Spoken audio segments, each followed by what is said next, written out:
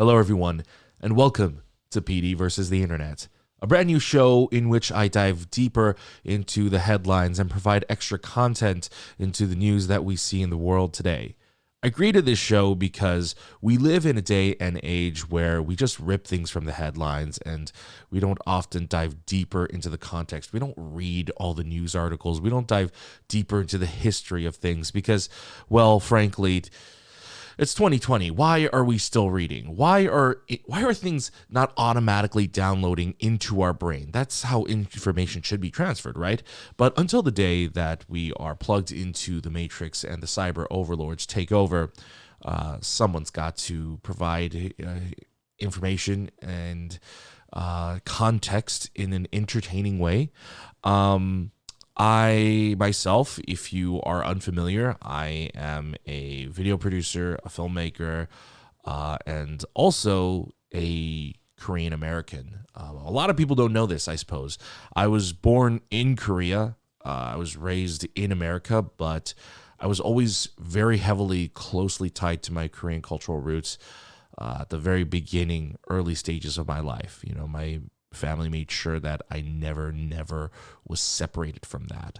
And so I feel like I can provide some extra cultural context that we might not quite understand. And, you know, that extra little nuance from the American perspective as well, because I can see both sides of the story. And I feel like sometimes they kind of clash and we sort of need a mediation. So that's what I'm here for. And this isn't going to be a regular show. This is not a regularly scheduled show. I'm just going to do things whenever the fancy hits me, whenever a particular headline piques my interest, or I want to talk about something. I want to discuss something.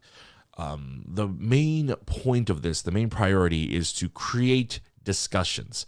I feel like in the day of Twitter and Reddit, all we do is just argue and fire back at each other. And, you know, long on this channel, we have always promoted healthy discussions, even people with opposing views. You cannot like something and still appreciate something. You can like something and still appreciate other people's differing opinions. And I want to create a space where we can do that.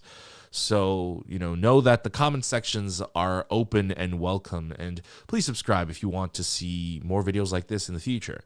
Now, today, I was very inspired to jumpstart this series a little bit earlier than I expected, because I saw a headline today that I was like, wow, this is both big and not that big at the same time. It's a weird mixture of both. And that is the new, as people are calling it, the BTS Law. I don't think that's what the law is actually called. But the BTS Law is basically a new change from the South Korean government, in which the military enlistment rules are going to be changing a little bit.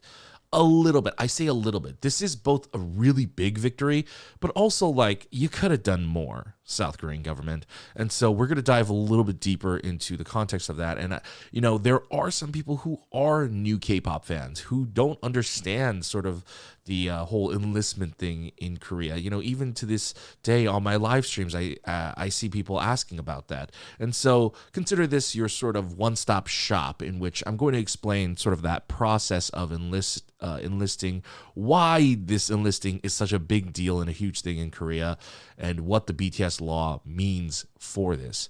So if you are unaware, in South Korea, every Korean man, once they hit the adult age of 18, they are automatically like enrolled in, hey, you got to sign up for the military. It's like a draft, but a draft I feel like is more so in a time of war, and Korea technically has always been in a time of war.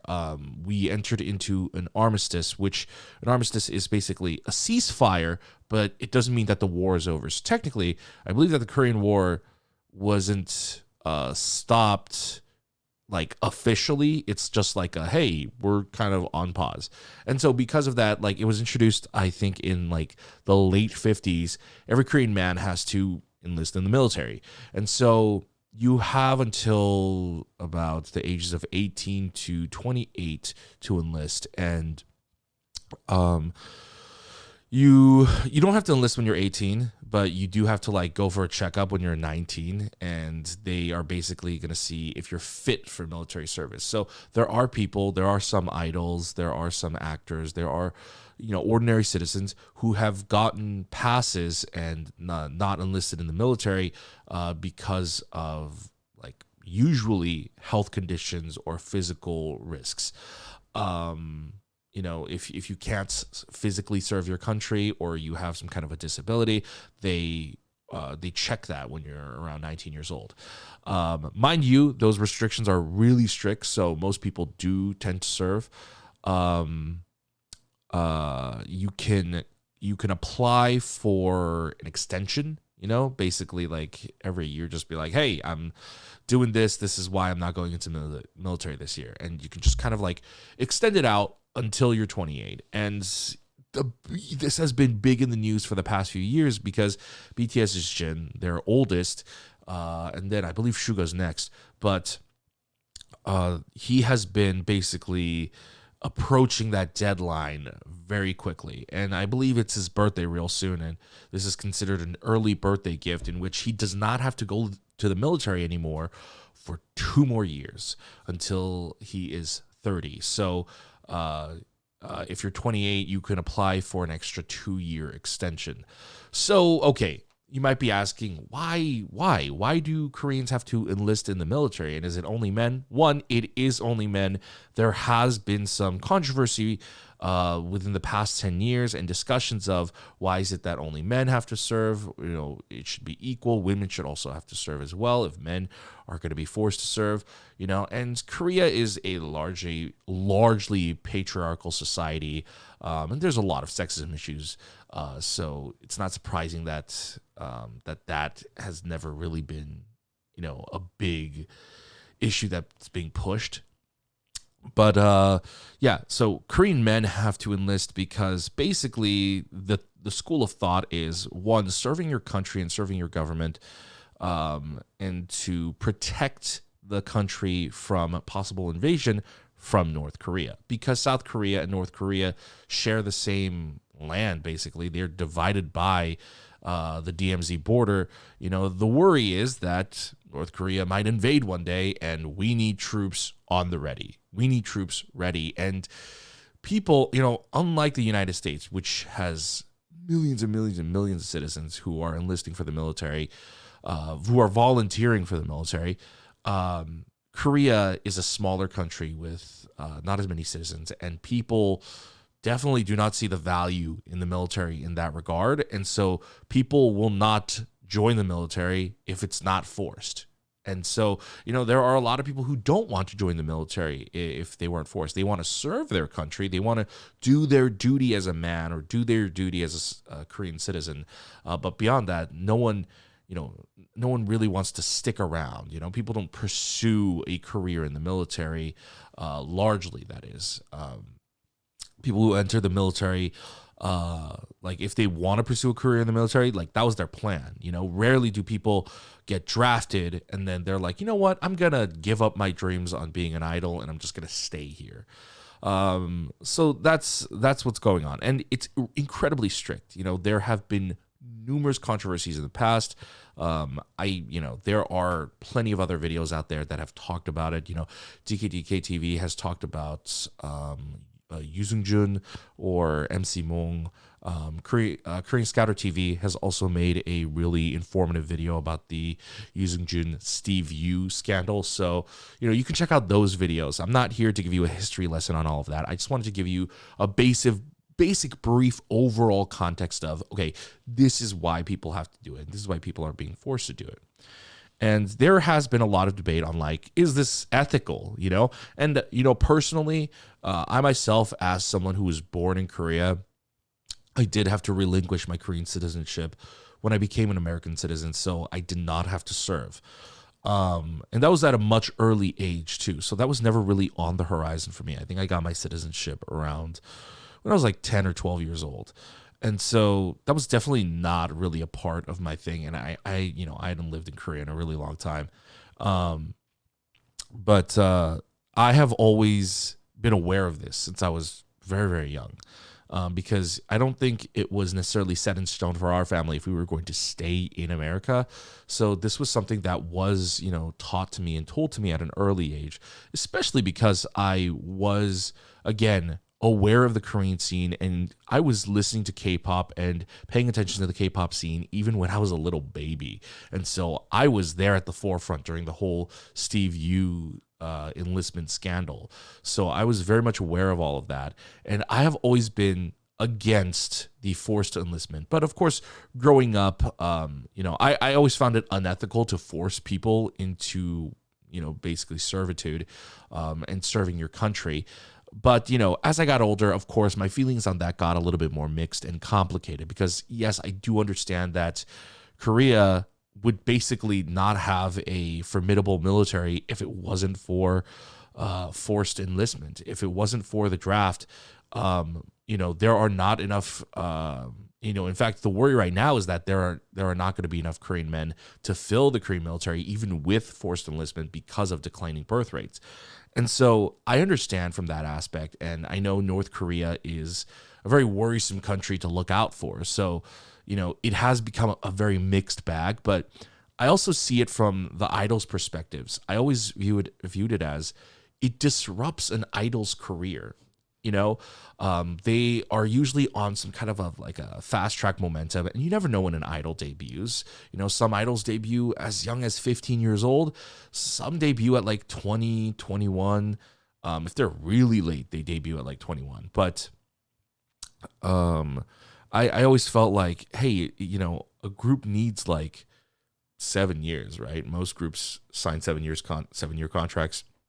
So they need that full 7 year cycle to kind of promote and debut. But they usually hit their peaks at 7 years, somewhere around the 5, 6, 7 year mark. And so to then just go off into the military and essentially disappear, because the serving period is, well, it used to be around 2 years. It has actually been reduced. It went from a year and 9 months to now it's a year and 6 months. It was a three-month reduction, which doesn't seem like much, but it actually makes a big difference, because 1.5 years is definitely better than almost 2 years. And it definitely, I feel like it made a big impact on a lot of idols' careers in just reducing that sentence. I make it sound like it's prison, but some Koreans do view it as, very hell work, So how does the BTS law play into it? Well, a lot of armies and a lot of BTS fans have been arguing that, hey, BTS should get a pass on the military.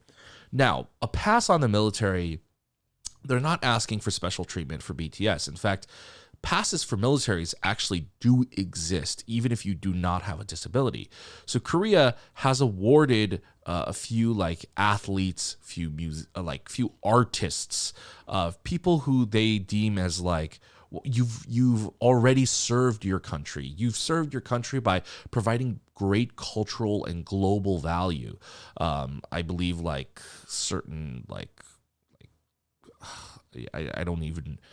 I can't even name who it was, but certain artists have been given passes. A lot of international sports players, athletes, Olympic athletes, stuff like that. When I say a lot, I mean a handful. It's not actually a lot.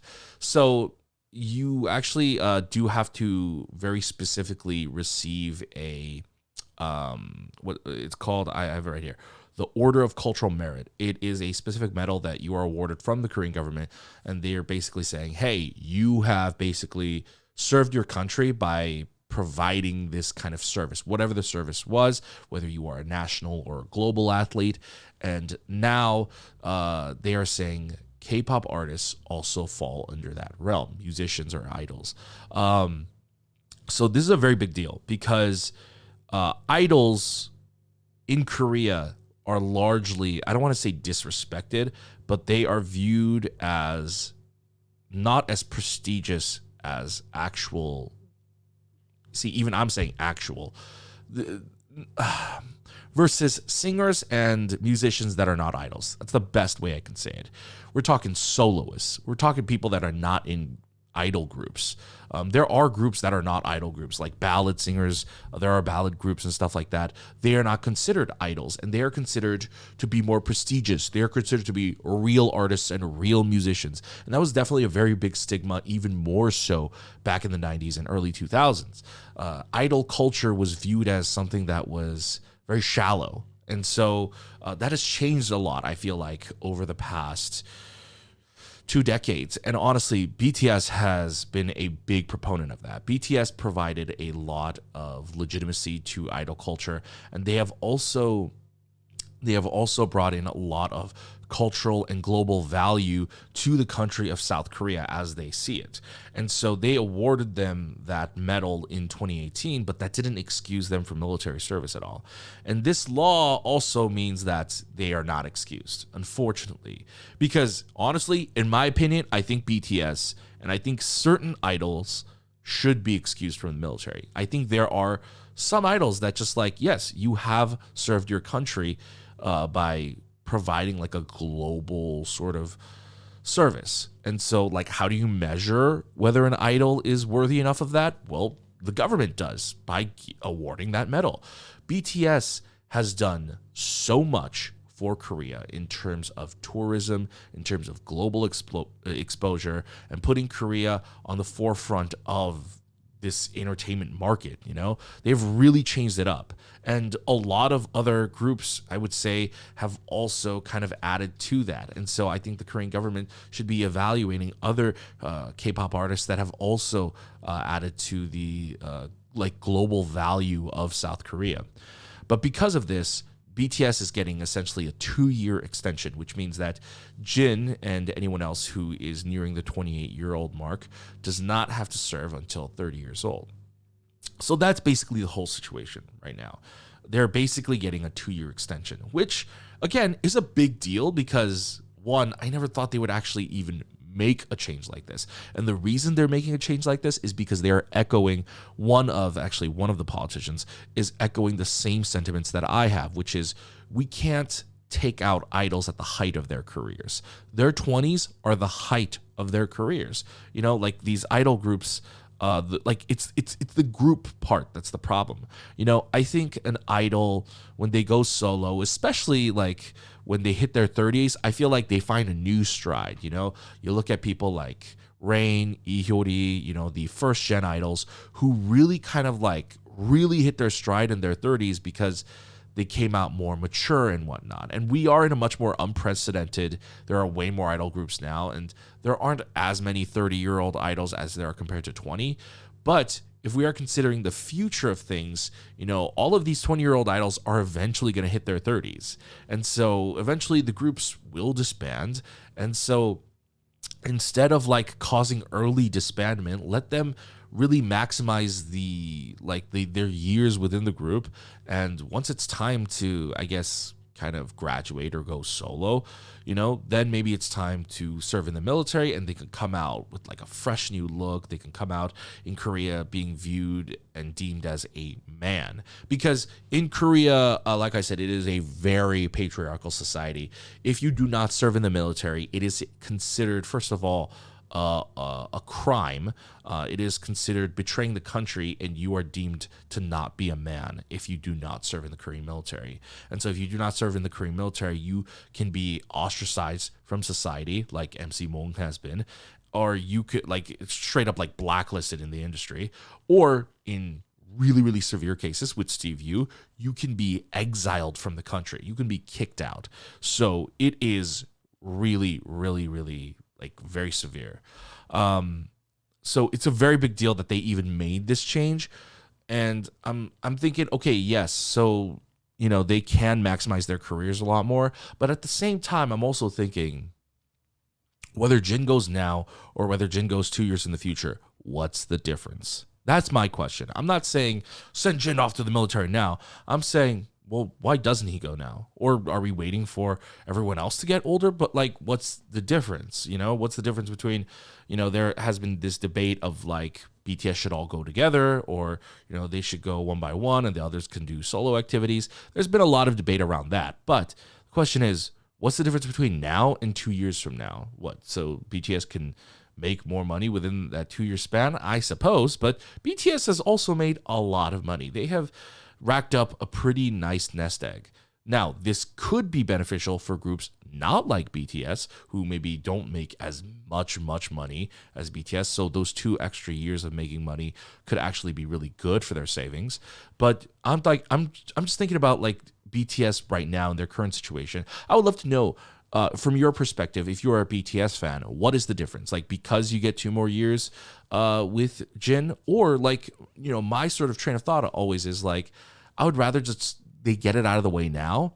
And then, I don't like putting things off like that, So get it out of the way now and just come back as soon as possible. That's the way I see it. But I suppose other fans might have differing opinions.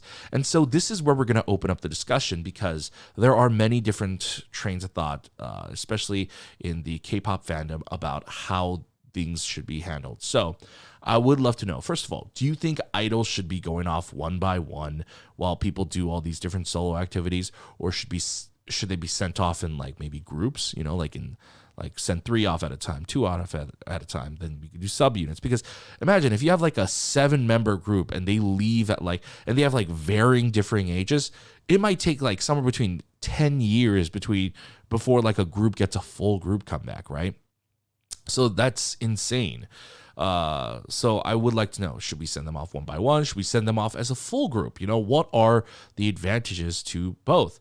And also, should Jin just, even though he got this extension, what is the benefit of going 2 years from now as opposed to now? What do you guys think? Like I said, I think there are advantages of making more money, but I also feel like, all this time, was Big Hit expecting the Korean government to give him this, reprieve? Because I feel like if Big Hit wasn't expecting that, they would have already set up a plan for Jin to go, and then they would have all these other different plans for the next 2 years on what the other members could be doing. So how does this change BTS's plans going forward in the future? Let me know. And I would love to know from an outsider's perspective, from a non-Korean perspective, or if you are Korean, from your perspective, what is your stance on the military enlistment ordeal? Like I said, this is both a very big deal and it both isn't. I personally think they should get a pass. I personally think not all idols, but idols who, yes, do bring a lot of, I think, global and cultural value to the country and have served their country in the way of basically marketing the South Korean government's tourism-wise. I think, yes, if they are eligible for the medal, I think, yes, they should be excused from the military. I don't think it should be just national athletes. National athletes work hard. I get it. But at the same time, so do K-pop idols, and especially K-pop idols that market globally and worldwide. So let me know if you think idols should get a pass from the military, because I do think they hold a lot of value. But guys, that is the first installment of PD versus the internet. Please let me know what you think in the comments down below. Like I said, this is about creating an open forum and a discussion, so I would love to know what you all think. And of course, guys, if you enjoy our content, if you want to support me, consider visiting us on Patreon, or hey, we have some brand new merch. Go ahead and pick that up. Link is going to be in the description. And yeah, that's it from me. Thank you, everyone. And we'll see you guys in the next video. Peace.